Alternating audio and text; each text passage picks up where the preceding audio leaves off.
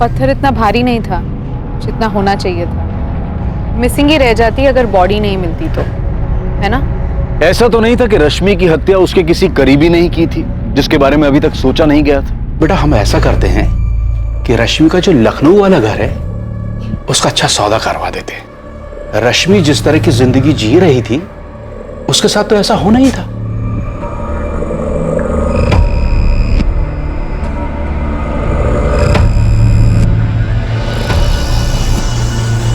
Phone पर बताने लायक बात होती तो आपको पुलिस स्टेशन नहीं बुलाते प्रद्युमन जी। वैसे आपको पुलिस स्टेशन बुलाकर पूछताछ करने के लिए हमारे पास डीजीपी साहब के ऑर्डर है। देखिए हम उस लड़की को जानते जरूर थे लेकिन उसके मर्डर में सवाल हम करेंगे प्रद्युमन जी, आपको सिर्फ जवाब देना है।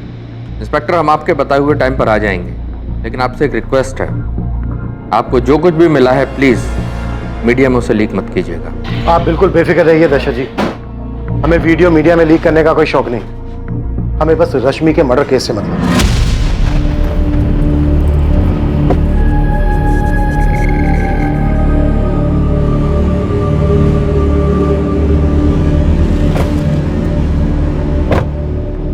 जो हम दोनों के हाथ नहीं लगा वो पुलिस के हाथ लग चुका है प्रद्युमन जी। कुछ करके मामला रफा दफा नहीं कर सकते? रफा दफा करने की कोशिश तो करेंगे ही, और वैसे भी किसको फर्क पड़ता उस रश्मि के मरने से। लेकिन आप अपने बेटे को समझाइए, जरूरत से ज्यादा ना बोल जाए कहीं कुछ। बेवकूफ है ऋषभ, समझ ही नहीं पा रहा कि ये लड़की उसके लायक थी ही नहीं। कैसे समझाए उसे? समझाना पड़ेगा प्रद्युमन जी, हर हाल में।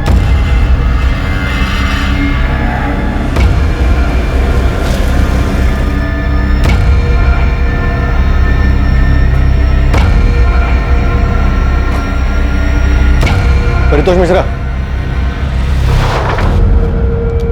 आपने रश्मि पांडे मर्डर के बारे में तो सुन ही लिया होगा। 3 साल पहले का किस्सा खुद निकाला होगा आपने। अब आप हम तक पहुंचे हमसे ये पूछने के लिए कि क्या हमने रश्मि पांडे को मारा है या नहीं, राइट? तो बताइए, मारा है आपने रश्मि को? उसने खुद ही ने अपने मौत की दावत दी होगी। मौत के कुएं में खतरनाक खेल खेलने की फितरत थी उसकी। कैसे बताएंगे आप? ये हम कैसे बता सकते हैं? तो फिर तुम्हें कैसे पता चला कि रश्मि काला जादू करती थी? यूं ही हवा से खबर निकाला तुमने? दिखता था मैडम, वो कैसे क्लाइंट से डील करती थी, सब कुछ साफ साफ दिखता था। और क्लाइंट से इन्वेस्टमेंट हासिल करने के लिए क्या क्या तिगड़म लगाती थी। विकास, तुम्हारे चाचा कुछ न कुछ तिगड़म लगा के तुम्हें और तुम्हारी माँ को चूना लगाएंगे। तुम अपने चाचा को जानते हो, वो इतने सीधे आदमी तो है नहीं जिसने तुम्हारी माँ या रश्मि दीदी के लिए कभी कुछ सोचा हो। तो हम क्या करें सोनू? तुम अपने चाचा को कह दो कि वो तुम लोगों की जिंदगी में दखल ना दे। तुम उनसे कह दो कि अब सब कुछ तुम ही संभाल लोगे। तुम पर हुक्म चलाने के लिए अब रश्मि दीदी तो है नहीं, तो अब तुम्हें हर चीज का उपाय खुद ही ढूंढना होगा। 29 वर्षीय रश्मि पांडे जिसकी हत्या कर दी गई थी, एक बहुत ही साधारण परिवार की लड़की थी। वो इतने सारे लोगों के साथ इतनी सारी चीजों में कैसे उलझ गई थी? हर किसी के साथ उसकी एक अनसुलझी कहानी थी। हर किसी को उससे ईर्ष्या थी। कौन था इनमें से जो उसकी वजह से इतनी तकलीफ में था कि उसने गुस्से में आकर रश्मि पांडे को मारने का मन बना लिया?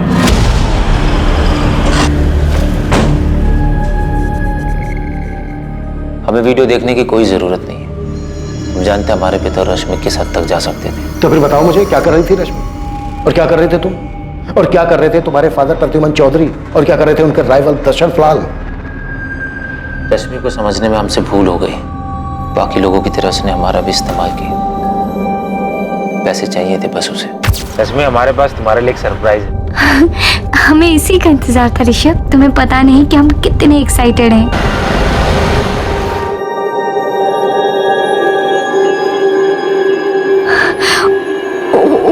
गॉड ऋषभ, ये तो डायमंड है। डायमंड ही है, सिर्फ तुम्हारे लिए।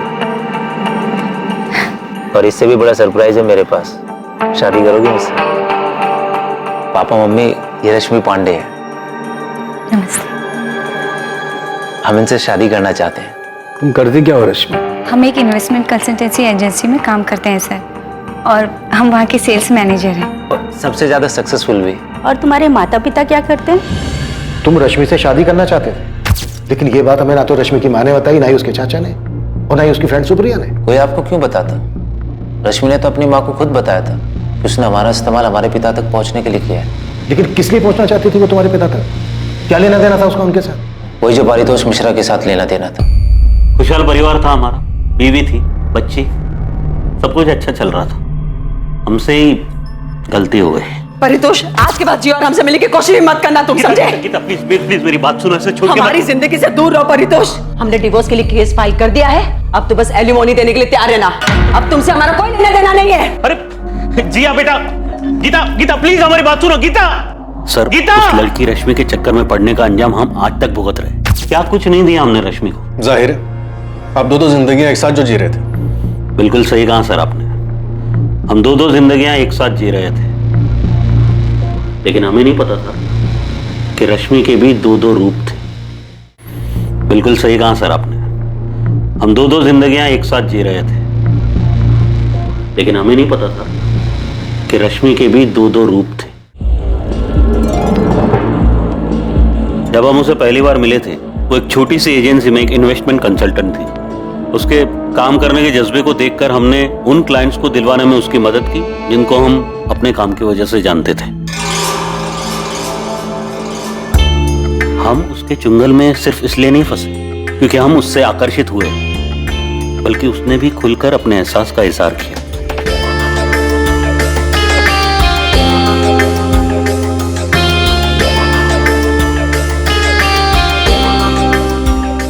ये लो रश्मि, खास तुम्हारे लिए। अब तुम इससे जो चाहे खरीद सकते हो। पर पारितोष, तुम क्यों कर रहे हो ये सब हमारे लिए? कोई बात नहीं, अगर तुम्हें पसंद नहीं तो मैं रख लेता हूँ। I love you Paritosh. I love you too. हम एक दोहरी जिंदगी जी रहे थे और हमें बुरा भी लगता था कि हम अपनी बीवी को धोखा दे रहे हैं। एक तरफ हम एक अच्छा पति और अच्छे पिता की भूमिका निभा रहे थे, और दूसरी तरफ एक प्रेमी, एक ऐसा व्यक्ति जो सपनों वाली जिंदगी जी रहा था। परिवार और एक जवान प्रेमी का एक ही वक्त में दोनों का आनंद ले रहा था। बहुत ही अजीब, बहुत ही स्वार्थी इंसान लग रहे होंगे आपको, सर यकीन मानिए हमारा, हम बहुत ही शर्मिंदा है हमारे किए। हमें इस बात का एहसास ही नहीं था कि रश्मि की वजह से हमारी जिंदगी तबाह हो जाएगी। हमने तो एक कोठी खरीदी थी उसकी, वो रमेश विहार वाली। हाँ, हम उसके लिए कभी पैसों की परवाह नहीं करते थे।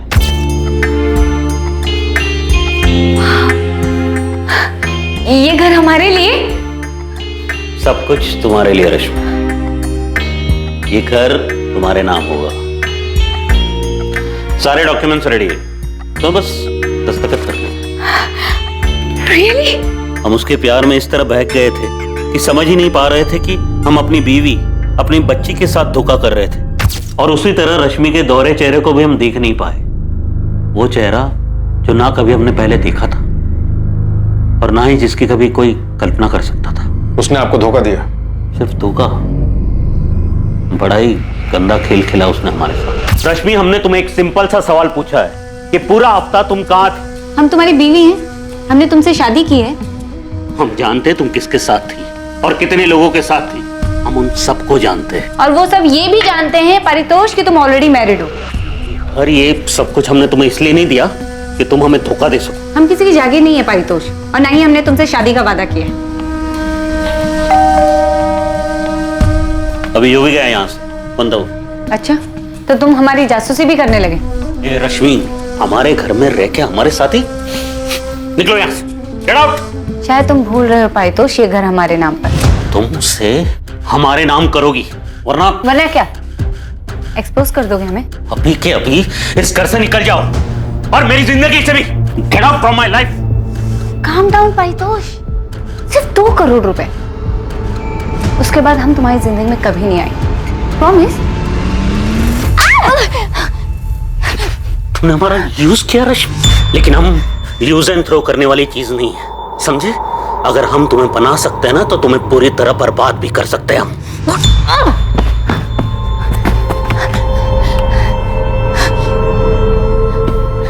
अब मारो, हम मारो परितोष, मारो ना। ये क्या कर रही हो तुम? 2 करोड़ परितोष।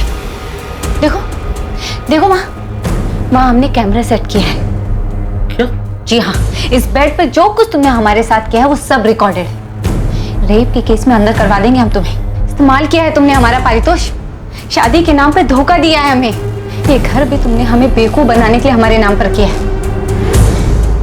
ये वीडियो हम पुलिस और मीडिया को दे देंगे, फिर देखते हैं कौन किसको बर्बाद करता है। 2 करोड़ पाई, 2 करोड़। वरना हम ये वीडियो वायरल कर देंगे। तुम्हें पता भी नहीं पारितोष कि जो हम चाहते हैं उसे पाने के लिए क्या क्या कर सकते हैं। हाँ, रश्मि सब कुछ रिकॉर्ड करती थी, सब कुछ पहले से प्लान किया हुआ था उसने। बहुत ही शातिर लड़की थी। तो आप कौन से संत हो? नहीं सर, हम संत नहीं, बहुत बड़े चंट हैं। लेकिन इस बात की उसे खबर नहीं थी कि हम क्या क्या कर सकते थे। इससे पहले कि वो ब्लैकमेल करके 2 करोड़ मुझसे मांगती, मैंने उसकी सारी बातें अपने मोबाइल में रिकॉर्ड कर रखी। वो हमें मात दे इससे पहले हमने उसे मात दे। रश्मि, तुम हमें इस तरह ब्लैकमेल नहीं कर सकती। अगर तुम चाहते हो कि हम तुम्हें ब्लैकमेल ना करें तो परितोष 2 करोड़ दे दो। तुम्हारे पास कल तक का टाइम है। अगर कल तक 2 करोड़ नहीं दिए तो हम तुम्हारे खिलाफ रेप केस कर देंगे और मीडिया को फुटेज दे देंगे। ये सरासर ब्लैकमेल है रश्मि। ये तो तुमको करना ही पड़ेगा। तुम हमें 2 करोड़ दो और हम दोबारा तुम्हारी जिंदगी में कभी नहीं आएंगे। किस आधार पर आपने हमें गिरफ्तार किया सर? उस आदमी ने हमारा इस्तेमाल किया, शादी के नाम पर झूठा वादा करके फिजिकल रिलेशन बनाए, धोखा दिया हमें, और उस पारितोष के खिलाफ रेप केस दर्ज करने के बजाय आप हमें पूछताछ के लिए लेकर आए। तुम्हारे ब्लैकमेल के सारे कॉल रिकॉर्डिंग पारितोष के पास है। तुम्हें क्या लगा था अपने वीडियो की रिकॉर्डिंग के जरिए उसे फंसा दोगे, लेकिन उसे धमकाने और ब्लैकमेल के जुर्म में तुम गिरफ्तार हो। क्या बकवास है ये? गलत किया उसने हमारे साथ। हम पारितोष के खिलाफ रेप का केस फाइल करेंगे। सर कहाँ जा रहे हो? सर सुनिए तो। सर हम उसे कोर्ट तक घसीट कर लेकर आएंगे, उसकी वीडियो वायरल कर देंगे, उसकी मदद करने और हमारे साथ जबरदस्ती करने के लिए हम आपके खिलाफ भी केस दर्ज करेंगे। रश्मि ने जो किया हमारे साथ, उससे हमारी जिंदगी, हमारा परिवार, सब कुछ तबाह हो गया। 7 अक्टूबर की रात को आप कहाँ थे? घर पर थे, अकेले शराब पी रहे थे, जो रोज पीते हैं हम ऑफिस से आने के बाद। हमारी बात मानिए सर, वो बहुत ही शातिर थी और हम यकीन के साथ कह सकते हैं कि उसको उसी की तरह किसी ने बड़े शातिर अंदाज में फंसाकर मार डाला हुआ। बहुत ही चालाक समझती थी खुद को, ओवर कॉन्फिडेंट। यही उसकी सबसे बड़ी गलती थी। रश्मि से प्यार करते थे, लेकिन जब हमें पता चला वो हर चीज में हेरा फेरी करती है, उसकी नजर में रिश्तों की कोई अहमियत नहीं थी, तब हमने रिश्ता तोड़ दिया। ये हमें बहुत जल्द पता चल जाएगा कि तुम्हारा ये दर्द था या गुस्सा जिसकी वजह से तुमने रश्मि का मर्डर कर दिया। रश्मि की हत्या से पहले उसके फोन की लास्ट लोकेशन वीआईपी एन्क्लेव थी। वीआईपी एन्क्लेव जहां पर तुम्हारा घर है और तुम्हारे पिता के राइवल दशरथ लाल का भी। जब हमें पता चला कि उसके संबंध हमारे पिता के साथ थे, हम उसे बुरी तरह चोट पहुंचाना चाहते थे, लेकिन हमें कभी समझ में नहीं आया कि रश्मि अपनी जिंदगी के साथ चाहती क्या थी। पता नहीं हम उसके पीछे पड़कर अपनी जिंदगी क्यों खराब कर रहे थे। रश्मि 3 महीने के लिए एक्सटॉर्शन के केस में जेल गई थी। इधर ऋषभ के साथ शादी करने वाली थी और उधर ऋषभ के फादर प्रद्युमन और प्रद्युमन के राइवल दशरथ लाल के साथ अलग ही गुल खिला रही थी। और उससे पहले परितोष मिश्रा के साथ? ऐसा कैसे कि उसकी माँ, भाई, चाचा को इस बारे में कुछ पता ही नहीं था? क्या ये मुमकिन हो सकता है? कल्याणी, हमने विकास से बात कर ली है। हम लोग बहुत आराम से इसका हल ढूंढ लेंगे। अगर रश्मि ने मनोज और भरत के साथ में कोई धोखाधड़ी की है, वो भी हम संभाल लेंगे। तुम बेफिक्र रहो। क्या रश्मि पांडे की हत्या का मकसद उसका इस तरह लोगों से पैसे हथियाने को रोकना था, या किसी को रश्मि के काम करने के तौर तरीकों से जलन थी जो उनकी कामयाबी के रास्ते का कांटा बन रहे थे?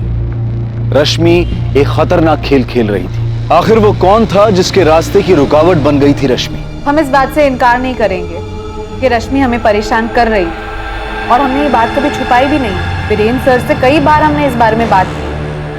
मैम, हम ये भी जानते हैं कि रश्मि ब्लैकमेलिंग के केस में एक बार अंदर जा चुकी और हमें इस बात पे पूरा भरोसा है कि रश्मि अपनी बॉडी का इस्तेमाल करती थी और क्लाइंट से इन्वेस्टमेंट लाती थी, सारे बड़े बड़े क्लाइंट्स। लेकिन वो क्लाइंट्स रश्मि के लिए सिर्फ क्लाइंट्स नहीं थे, वो कुछ और भी थे। पायल, हमने तुम्हारे ऑफिस कलीग ध्रुव से बात की क्योंकि हमने ये कहा था कि रश्मि की लाश पानी के ऊपर आ गई वरना मिसिंग ही रह जाती। अगर आपको लगता है कि ऐसा कहने से हम रश्मि के मर्डर में इन्वॉल्व है या हमने उसका मर्डर करवाया है, तो माफ कीजिए।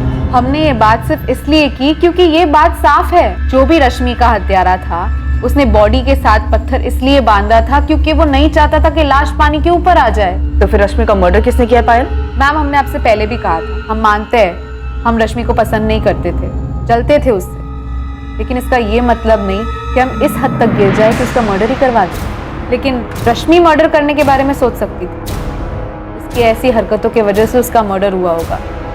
कर्मा मैम, कर्मा। जावेद, कुछ हाथ लगा? एक बाबा है, अपने आप को काली बाबा बोलता है। उसके पास जाती थी क्या रश्मि पांडे? हाँ, मैंने ज्यादा पूछताछ की नहीं, क्योंकि उसको भनक लग जाती तो वो भाग जाता। कहाँ मिलेगा ये काली बाबा गोविंद? स्टेशन के पास वाले मार्केट एरिया मैडम, वहीं बैठा है। एड्रेस भेज रहा हूँ, अभी भी वहीं मिलेगा ये बाबा। जो बात थी हम साफ साफ बता रहे हैं। हाँ, हमारे और रश्मि के बीच में शारीरिक संबंध है, जिसको रिकॉर्ड करके वो आपको ब्लैकमेल करने लगी। कौन सा ब्लैकमेल? ब्लैकमेल उसे किया जाता है जो कुछ देने से इनकार करता है इंस्पेक्टर। वैसे हमको पहले से पता था कि वो लड़की रिकॉर्डिंग करती है। तो आपको लॉकर के बारे में भी पता होगा? नहीं, हमको किसी लॉकर के बारे में कुछ पता नहीं था, लेकिन उस लड़की ने पारितोष मिश्रा के साथ जो किया वो भी हमको पता था। अब आप खुद सोचिए कि इतना सब जानने के बाद भी बिना बैकग्राउंड चेक किए हम उसके पास जाते। बैकग्राउंड चेक करने के बाद भी आपने उसको अपने साथ बेडरूम में वीडियो बनाने दिया? प्रद्युमन जी, चुपचाप आप रश्मि पांडे को पैसे देते रहे और बदले में आपने उससे वीडियो रिकॉर्डिंग की मांग नहीं की। मांग इसलिए नहीं की क्योंकि हम जानते थे कि वो इसका हमारे खिलाफ इस्तेमाल नहीं करेगी। क्यों?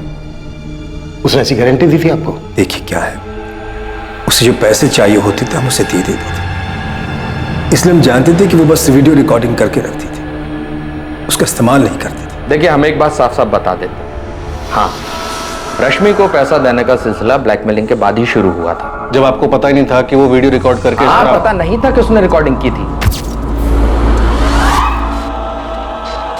अच्छा, तो इस रिकॉर्डिंग के जरिए तुम हमें ब्लैकमेल करना चाहती हो? नहीं।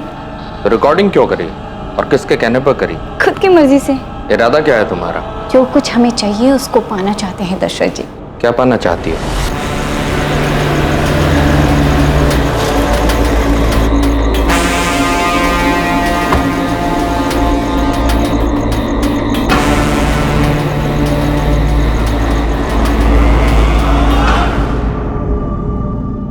क्या प्रद्युमन ने इस लड़की के साथ मिलकर हमारे खिलाफ चाल चली है? हमें एक दिन भी नहीं लगा ये पता करने में कि प्रद्युमन ही है जो रश्मि को हमारे खिलाफ इस्तेमाल कर रहा है। और वो आप दोनों के लिए सरदर्द बन गई, राइट? बेवकूफ है हमारा बेटा। उस लड़की के बारे में कुछ जाने बगैर ही उसने उसे डायमंड रिंग दे दी, पर हमें रश्मि के बारे में पता करने में जरा सा भी वक्त नहीं लगा। वो किस तरह की लड़की है, उसका पास क्या है। हम उसके पास सिर्फ इसलिए गए थे ताकि जान सके कि उसका इरादा क्या है। और उसने बस ऐसे ही आपकी वीडियो बना ली। तुम मेरे बेटे के पीछे क्यों पड़ी हो? जाहिर उसे शादी तो करना चाहती नहीं। तो और क्या हो सकता है सर? क्या ऋषभ को पता है कि तुम एक्सटॉर्शन के केस में कई महीने जेल में बिता चुके हो? अभी बात तुम ऋषभ को बताओगी या हमें बताना पड़ेगा? तो आप यही चाहते हैं ना कि हम आपके बेटे को छोड़ दें? स्मार्ट हो रश्मि, और जल्दी समझ। बिल्कुल सही कहा आपने। ऋषभ हमसे प्यार करता है, लेकिन हम ऋषभ से शादी करना चाहते हैं। यहाँ बिल्कुल गलत है।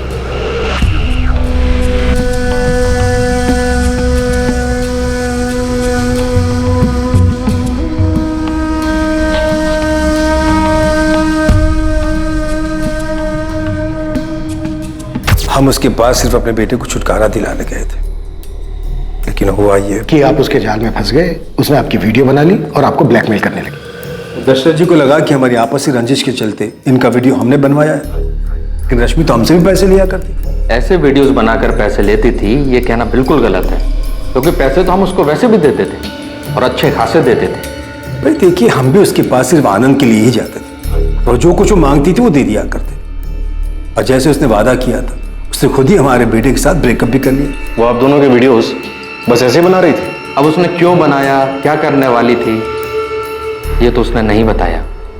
हमारे ख्याल से ये उसका बैकअप प्लान था। देखिए, उसे एक अच्छी जिंदगी जीने का शौक था।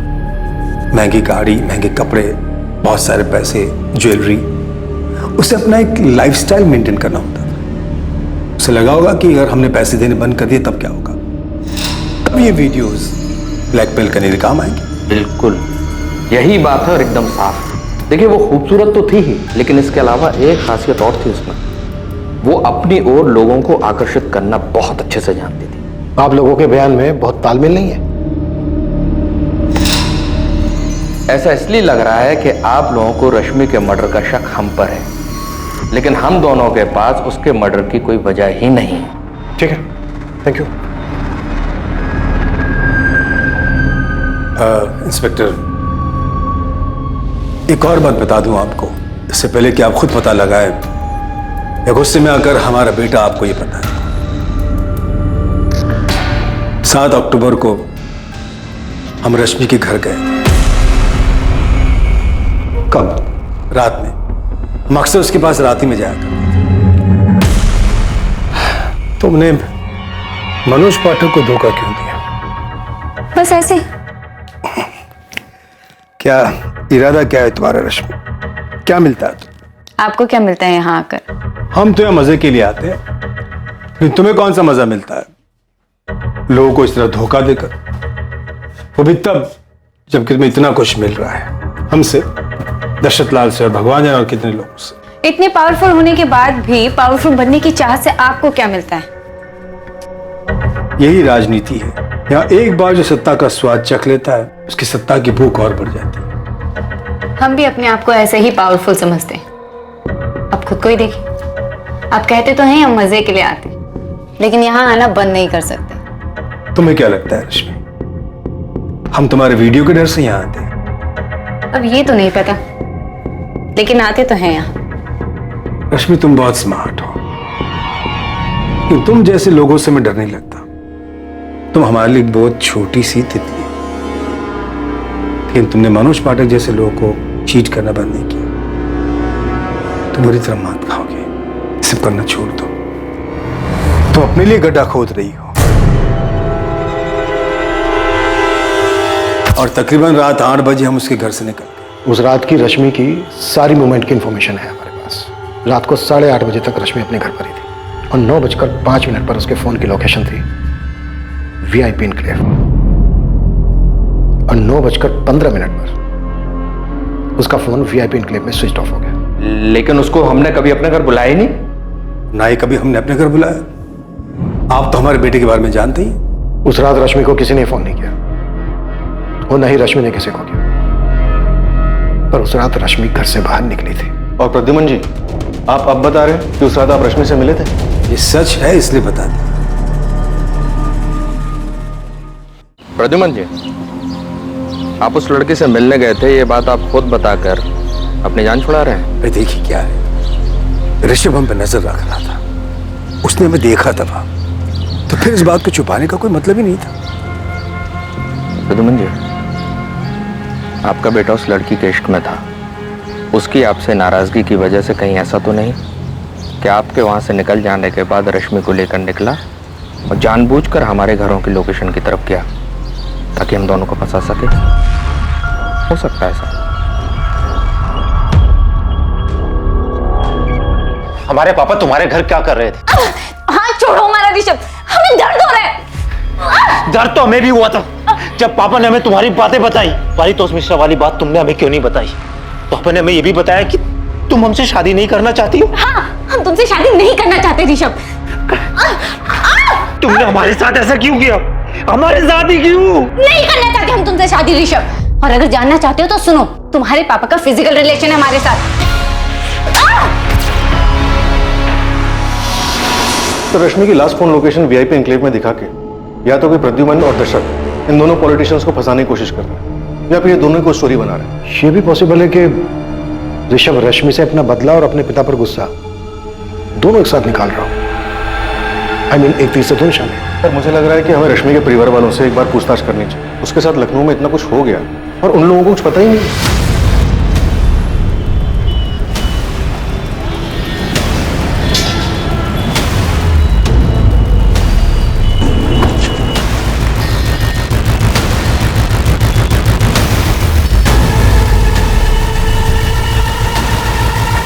जी, हमें ही लोग काली बाबा के नाम से जानते हैं। ये रश्मि पांडे आपकी भक्ति? जी, बहुत ही समर्पित भक्त। रश्मि के जीने का तरीका, उसके पैसे कमाने की चाहत, फिर चाहे वो किसी भी तरीके से, ये सब जाके हमें अब पता चल रहा है। आप लोगों ने तो हमें कुछ नहीं बताया, और हमें अब जाके पता चल रहा है कि वो किसी बाबा के पास भी जाती थी, और उस बाबा ने हमें बताया कि वो वशीकरण सीखना चाहती थी, बहुत सारा पैसा, बहुत सारा पावर हासिल करना चाहती थी। कल्याणी जी आपने, और विकास तुम, आप दोनों हमेशा यही कहते रहे कि आप लोगों को कुछ नहीं पता कि वो क्या कर रही थी, क्या चाहती थी। रश्मि कहाँ हमसे कभी कुछ ठीक से बताती। आप दोनों में से उससे किसी ने नहीं पूछा ये पैसा, ये गाड़ी उसके पास कहाँ से आ रहा है, क्या कर रही है वो? रश्मि दीदी पूछने पे भी कहाँ जवाब देती थी। तुम्हारे किराने की दुकान सही चल रही है ना? हाँ। तो उस पे ध्यान दो। गाड़ी कहाँ से आई ये जानकर तू क्या करेगा? रश्मि बेटा, वो माँ, अरे आपको पैसे चाहिए होते तो मांग लो, लेकिन कहाँ से आई, कैसे आई, ये जानकर क्या करोगी? अरे काम करते हैं हम। और चाचा जी कुछ बोले तो उनको कहना पहले अपना घर संभालें। अभी चाचा जी ने पूछा क्या तुमसे? तू ना चाचा जी का राग अपना बंद कर। तुझे दुकान चाचा जी ने दिलाई या हमने? आती थी यहाँ कई बार, लेकिन जब भी कुछ पूछो कभी कोई जवाब ही नहीं देती थी। जो आप कह रहे हैं उन सारी चीजों का हमें अभी पता चल रहा है। हाँ, जब से वो यहाँ से गई है उसके रहन सहन में बदलाव आया था, वो तो हम देख रहे थे। हमें बहुत डर भी लग रहा था, मन में काफी सवाल भी उठ रहे थे, लेकिन सवाल का जवाब ना मिले तो क्या करें हम। रश्मि दीदी के जेल जाने के बाद हमने और माँ ने दोनों ने कोर्ट कचहरी के चक्कर लगाकर उन्हें जेल से छुड़वाया था। ये रश्मि के जेल जाने वाली बात है, ये भी आप लोगों ने हमें नहीं बताई? वो बात इसलिए छिपाई क्योंकि वो हम सबके लिए शर्म की बात थी। जब रश्मि यहाँ हमारे साथ रहती थी, जब उसके पापा इस दुनिया में थे, तब सब कुछ ठीक था। जैसे वो शहर गई, बहुत बदल गई। उन्हें इतना गुरूर क्यों था और वो इतने पैसे और पावर का क्या करना चाहती थी, ये हमें नहीं पता साहब। रश्मि पांडे ने जिस बाबा की मदद ली थी, उस बाबा से पुलिस द्वारा की गई पूछताछ से कुछ हैरान कर देने वाले तथ्य सामने आने वाले थे। हर वो चीज जो रश्मि हासिल करना चाहती थी, वो रश्मि की तरह ही रहस्यमयी होती जा रही थी। ये भी एक रहस्य था कि उसकी हत्या कैसे हुई और किसने की उसकी हत्या। रश्मि को वो पावर्स किस लिए चाहिए थे? लोगों को अपने वश में करने के लिए। किन लोगों को वो अपने वश में करना चाहती थी? वो पॉलिटिशियन दशरथ लाल या प्रद्युमन चौधरी। रश्मि क्या चाहती थी इन दोनों से? Political power? हमें इसकी कोई जानकारी नहीं। ओ काली बाबा, इस लड़की का मर्डर हुआ है और हमें पता चला है कि ये काला जादू करती थी, और अभी आपने बताया कि वशीकरण सीखना चाहती थी, तो सीधे सीधे बताइए ना, वशीकरण किस लिए सीखना चाहती थी? चाहती क्या थी ये लड़की? किसको वश में करना चाहती थी? अरे हम थोड़ी पूछते हैं हर किसी से कि तुम किस पे हावी होना चाहते हो। वो आई थी सीखने के लिए कि दूसरों को अपने वश में कैसे किया जाता है। वो कई महीनों तक इस विद्या को सीखने के लिए आई और हमने उसे सिखाया भी। वो बताती थी कि हमने उसे जैसा ध्यान करने सिखाया था, वो नियमित रूप से वैसा ही ध्यान करती थी। जिस तांबे के सिक्के के बारे में आप बात कर रहे थे, वो सिक्का आपको रश्मि के पास मिला?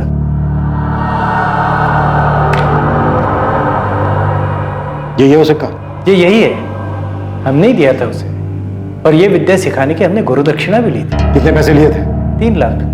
तो लोगों को अपने वश में करने के लिए, वशीकरण के इस ढोंग को सीखने के लिए रश्मि ने आपको 3 लाख रुपए दिए। इसे ढोंग मत कहिए, आपकी नजर में ढोंग होगा पर शक्तियां होती है। अब आप खुद ही देख लीजिए, रश्मि के कत्ल की आप छानबीन कर रहे हैं लेकिन किसी नतीजे पे नहीं पहुंचे आप। आपको ऐसा नहीं लगता कि कोई व्यक्ति अपनी शक्तियों द्वारा आपको गोल गोल घुमा रहा है? ओ बाबा बस। और ये मेंढक भी इसी नौटंकी का सामान था? आप गलत कह रहे हैं। बाबा मैं जितना पूछ रहा हूं ना, सिर्फ उतना जवाब दो। ये मेरा नहीं है, ये चाइनीज माल है। चाइनीज बाबा? चाइनीज बाबा नहीं, चाइनीज माल। तो ये मेंढक आया कहां से उसके पास? हमें क्या पता, उसने हमसे ही थोड़ी संपर्क किया होगा, और भी बाबाओं से संपर्क किया होगा। उसे किसी भी परिस्थिति में वशीकरण सीखना था। पर सीखनी किस लिए थी? हमें नहीं पता साहब। हमने उसे वशीकरण की कुछ विद्या सिखाई थी। वो किस पे उसका प्रयोग करना चाहती थी, वो किसे अपने वश में करना चाहती थी, वो किस पे हावी होना चाहती थी, हमें नहीं पता। सुप्रिया, तुम रश्मि की इकलौती दोस्त थी जो हमेशा उसके साथ थी। अब ये तुम बिल्कुल मत कहना कि तुम्हें इस बात का नहीं पता कि रश्मि किसके साथ क्या गुल खिला रही थी जिसने उसका मर्डर कर दिया। 3 साल पहले का परितोष मिश्रा या रश्मि का एक्स बॉयफ्रेंड ऋषभ चौधरी, या ऋषभ चौधरी का फादर प्रद्युमन चौधरी या दशरथ लाल, या रश्मि की ऑफिस कलीग पायल त्यागी, किसने मर्डर किया है? किसने? इनमें से कौन है सुप्रिया जिसने मारा रश्मि को और उसके बाद उसकी लाश को संपत नहर में ले जाकर फेंक दिया? हमें नहीं पता सर। रश्मि ने हमें कभी नहीं बताया कि वो किसके साथ जाती थी। ऋषभ के अलावा कोई और भी है जिसके साथ वो जा सकती थी? देखो सुप्रिया, तुम पहले दिन से हमसे कुछ ना कुछ छुपा रही हो। तुमने पहले भी हमें ऋषभ के बारे में नहीं बताया। किसका डर है तुम्हें? बोलो। क्या ऋषभ अपने फादर को फंसाने के लिए ऐसा कर सकता है? क्योंकि रश्मि के फोन की लास्ट लोकेशन वीआईपी एन्क्लेव है, वीआईपी एन्क्लेव, जहां ऋषभ का घर है। सर ऋषभ रश्मि का मर्डर नहीं कर सकता, इतना तो मैं जानती हूँ। सर वो उससे बहुत प्यार करता था। हाँ, वो रश्मि से दुखी था क्योंकि उसने उसे धोखा दिया था, लेकिन सर वो इस बात से भी दुखी था कि उसके पापा ने। सर ऋषभ रश्मि का मर्डर नहीं कर सकता। तो फिर किसने मारा है रश्मि को? सर, रश्मि के माँ, भाई और चाचा सबसे बात की, सबके बीच में लगता सांठगांठ हो रखी, सब एक ही राग अलाप है। किसी को रश्मि के बारे में कुछ नहीं पता। सुप्रिया, रश्मि अपने परिवार वालों का जिक्र करती थी तुमसे? हाँ सर, कभी कभी जिक्र करती थी जब वो बालापुर जाती थी अपने माँ और भाई से मिलने। और अपने चाचा के बारे में? नहीं, चाचा के बारे में मैं कुछ नहीं जानती।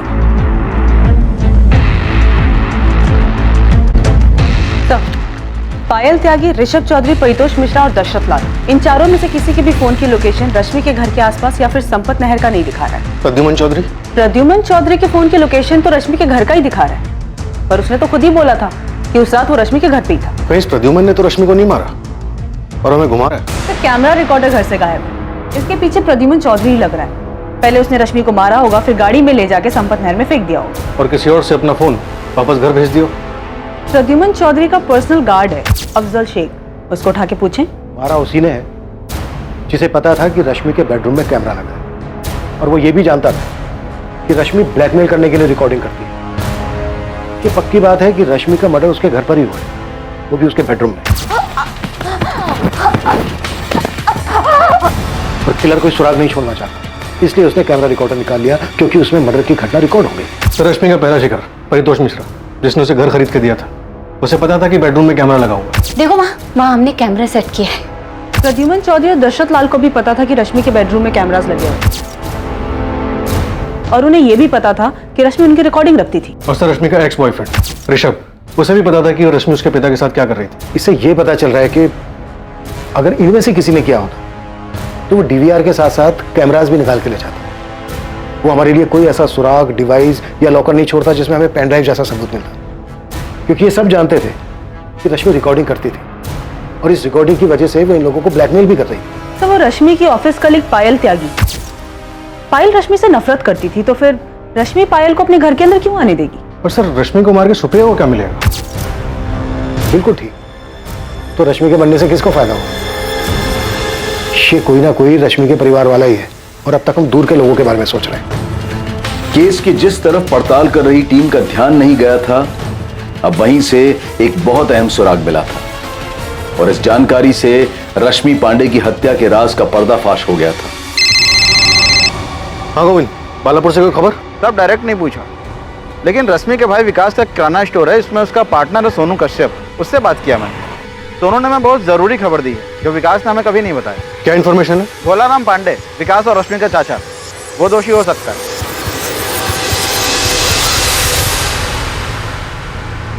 हमें यहाँ इस तरह से लेकर क्यों आए हैं? बैठो भोलाराम, बैठो। नहीं, पहले आप बताइए कि बात क्या है।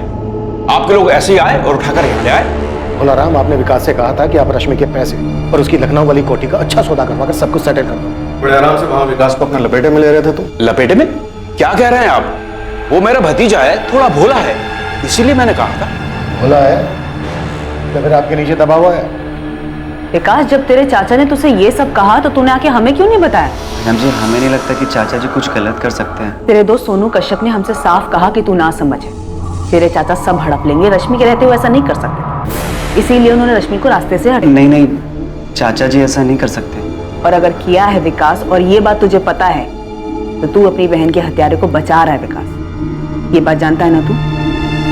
क्या ये रश्मि की मनमर्जी थी जिसमें आपको ये काम करने के लिए उकसाया? क्या फिर अपने बेटे दीपेश के थप्पड़ का अपमान बर्दाश्त नहीं कर पाए और मरवा दिया रश्मि? दीपेश को थप्पड़? हाँ, थप्पड़। विकास ने हमें बताया कि रश्मि ने दीपेश को थप्पड़ मारा था, और इस बात का गुस्सा आपको भी था और दीपेश को भी। हमारी माँ कुछ भी बोले वो अलग बात है चाचा जी, लेकिन आप किस हफ्ते हमारे घर के मामलों में दखल दे रहे हैं? रश्मि, अपने चाचा जी से ऐसी बातें मत करो। सब तुम्हारा ही किया धरा है कल्याणी। आज हमारे भाई सब जिंदा होते तो इसकी हिम्मत नहीं होती ऐसी बात करने की, और इन्हीं हरकतों की वजह से हमें उल्टा सुल्टा सुनना पड़ता है। क्या बातें सुननी पड़ती हैं दीपेश? सुनो रश्मि, अब तुम यही गांव में रहोगी, कोई जरूरत नहीं है लखनऊ जाकर कोई काम करने की। ये लक्षण तो देखो, कैसे कैसे कपड़े। तो आप अपनी आंखें बंद कर लीजिए ना चाचा जी, हमें क्या करना चाहिए क्या नहीं करना चाहिए उसके लिए हमें आपकी परमिशन नहीं चाहिए। ऐसे कपड़े पहनती हो, गांव के लोग तुम्हारे चरित्र पर सवाल उठाते, जानती हो तुम? रश्मि, जब कोई हमारे बारे में ऐसी बातें कहे ना, तो ऐसा थप्पड़ मारना चाहिए दीपेश, ना कि चुपचाप सुनना चाहिए। अब तुम और चाचा जी निकलो यहाँ से, क्या करना है वो हम खुद देख लेंगे। ये आंखें ना किसी और को दिखाना है दीपेश, मुझे नहीं। आप कहना क्या चाह रहे हैं? 3 साल पहले जो तू मैं हुई थी, उसके बदले अब हमें जाकर ये सब? दीपेश, तेरे मुंह से सुनना चाहता हूँ सब कुछ। अपना फोन गांव में छोड़कर लखनऊ गया था ना तो 7 अक्टूबर को। अकेले गया था या फिर किसी के साथ गया था? अरे साहब, हमें चीड़ थी रश्मि दीदी से, तो हम उसको मिलने क्यों जाएंगे?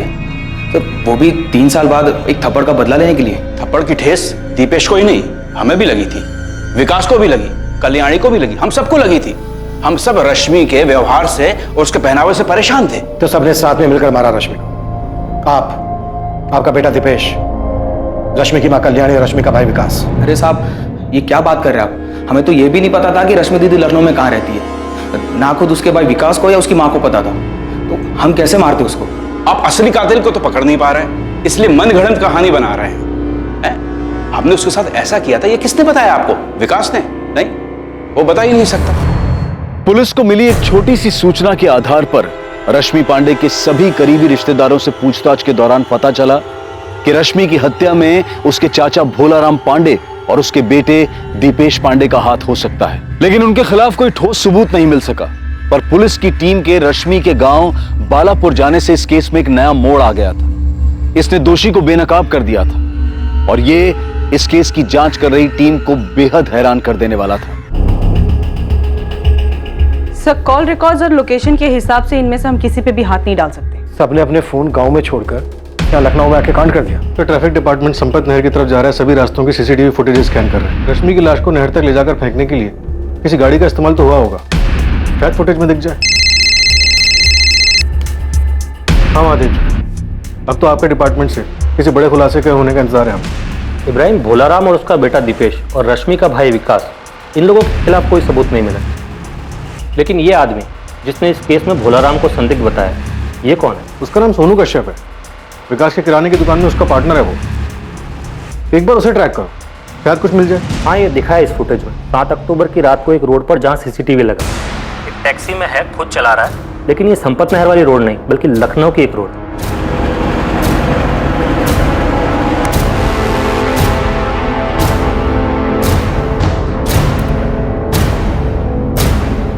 ये तो सोनू ही है।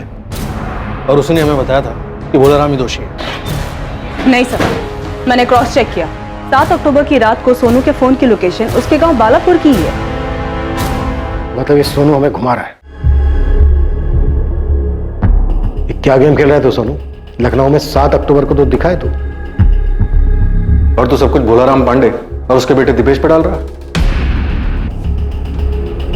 देख बेटा, जब पड़ेगी ना तो बर्दाश्त नहीं कर पाएगा। तो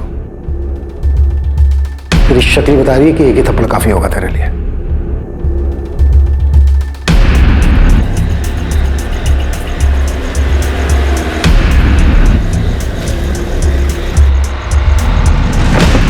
अभी रुक, अभी नहीं, थोड़ी देर इंतजार करना पड़ेगा। दीदी से मिलने कोई गया है।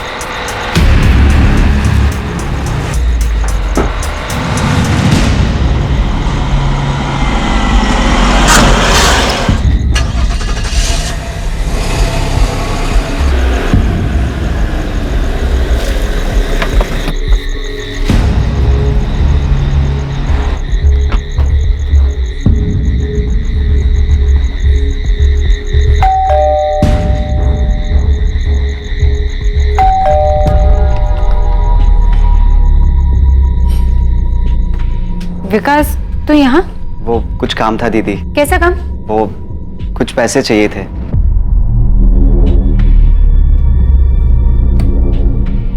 इसको क्यों लेके आए यहाँ? दीदी हम इसके साथ ही आए हैं, इसकी गाड़ी में। एक बात बता, आज जब दोपहर में हम बालापुर आए थे तो माँ ने तो ऐसा कुछ नहीं कहा कि उन्हें पैसे चाहिए। दीदी वो हमको चाहिए दुकान के लिए। तुमसे अगर दुकान संभाली नहीं जाती तो उसको बंद करके घर में बैठ जाना, कदे नुकसान कम ही होगा। सुन, 5,000 नहीं दे सकती। ये ले, 2,000 रख ले, इतने ही बहुत है। तू जो चाहे वो करेगी, बिना बताए घर बेचेगी, दूसरों को ठग के पैसे लूटेगी, और हमें 5,000 रुपए चाहिए तो सिर्फ 2,000 रुपए देगी। पैसे रखने तो रख, वरना निकल यहाँ से। वैसे तेरी औकात इतने की भी नहीं, फिर भी दे रहे हैं ना। अरे विकास, विकास क्या कर रहे हो? विकास छोड़, छोड़ो हमें। बहुत हो गया दीदी, तुमने हमारी बहुत औकात दिखा ली। अब हम तो थे।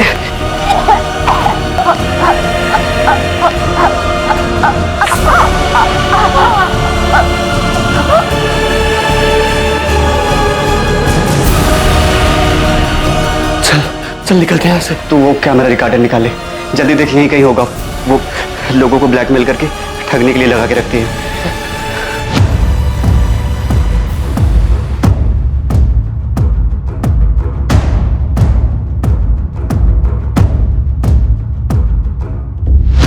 हमें पता था कि लखनऊ के रास्ते पर सीसीटीवी हो सकते हैं, इसीलिए विकास पीछे वाली सीट पर छुप गया। हम जानते थे कि सिर्फ हमें देखकर किसी को शक नहीं होगा कि इस हत्या में कौन कौन। हमें लगा था पत्थर के वजन की वजह से रश्मि की बॉडी कभी पानी के ऊपर नहीं आएगी। भोलाराम भी शामिल था इस साजिश में? था या नहीं? नहीं, विकास ही अपनी बहन को मारना चाहता था। रश्मि पांडे के छोटे भाई विकास पांडे का नाम इस हत्याकांड में सामने आया था, लेकिन और भी चौंका देने वाली सच्चाई सामने आने वाली थी। हाँ, हमें पता था कि विकास ने ही रश्मि की हत्या की थी। उसने हमें उसी रात बता दिया था जिस रात रश्मि की हत्या करने के बाद उसकी लाश को वो नहर में फेंक के आया था।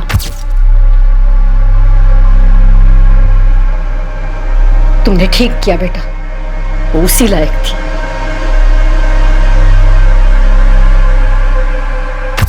हमारे बेटे ने जिसकी हत्या की वो रश्मि अब वो थी ही नहीं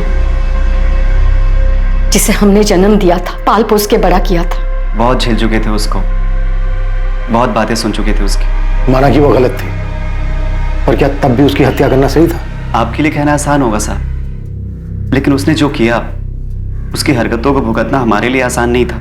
चाचा जी और मुझे गाँव वालों के ताने सुनने पड़ते थे कि तुम्हारी दीदी ऐसी है, उसने ये किया। पर क्या कभी उसने तुम्हें कोई नुकसान पहुंचाया था? हाँ, नुकसान किया। वैसे उसको हमारी कुछ नहीं पड़ी थी, लेकिन जब खुद को जरूरत पड़ती थी तो हमें याद आते थे।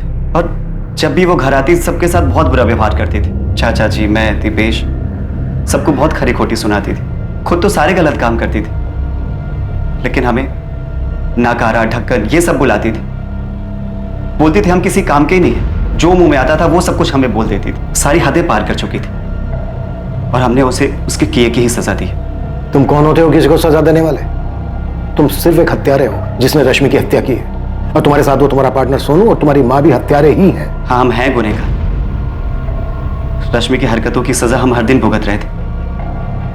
कम से कम उसकी मनमानियों से छुटकारा तो मिल गया, और हमें जिस चीज से आजादी चाहिए थी वो हमें मिल गई।